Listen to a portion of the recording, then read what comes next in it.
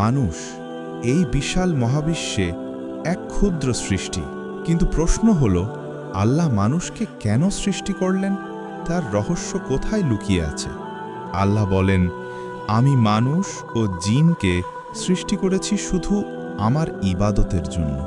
অর্থাৎ মানুষকে সৃষ্টি করা হয়েছে উদ্দেশ্যহীনভাবে নয়, বরং একটি মহান উদ্দেশ্য নিয়ে। যখন আল্লাহ ঘোষণা করলেন, আমি পৃথিবীতে একজন প্রতিনিধি সৃষ্টি করব, ফেরেশতারা বিস্ময়ে বলেছিল, ইয়া রব, আপনি কি এমন কাউকে সৃষ্টি করবেন যে রক্তপাত করবে আর অশান্তি ছড়াবে? তখন আল্লাহ বললেন, আমি যা জানি তোমরা তা জানো না। এই বাক্যের মধ্যেই লুকিয়ে আছে মানুষ সৃষ্টির প্রথম রহস্য। মানুষকে সৃষ্টি করা হয়েছে মাটি থেকে, এক সাধারণ উপাদান, যাতে আছে বিনয়, ধৈর্য এবং প্রত্যেক ঝড়ের পর আবার দাঁড়িয়ে যাওয়ার ক্ষমতা। তারপর আল্লাহ নিজের রূহ থেকে ফু দিলেন, নিষ্প্রাণ মাটি জীবন্ত হয়ে উঠল এক অনুভূতি সম্পন্ন, চিন্তাশীল, জ্ঞানী সৃষ্টি মানুষ।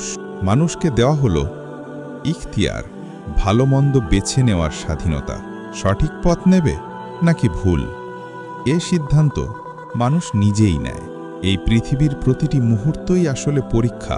সুখ দুঃখ, রোগ স্বাস্থ্য, সম্পদ দারিদ্র্য, সবই একটি একটি প্রশ্ন, যার উত্তর আমাদের কর্ম। আর এই পরীক্ষার শেষে আছে দুই চূড়ান্ত গন্তব্য, জাহান্নাম অথবা জান্নাত। মানুষই ঠিক করে তার শেষ ঠিকানা।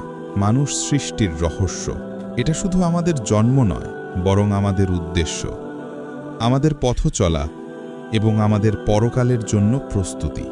মানুষ রহস্যের সবচেয়ে সুন্দর সৃষ্টি।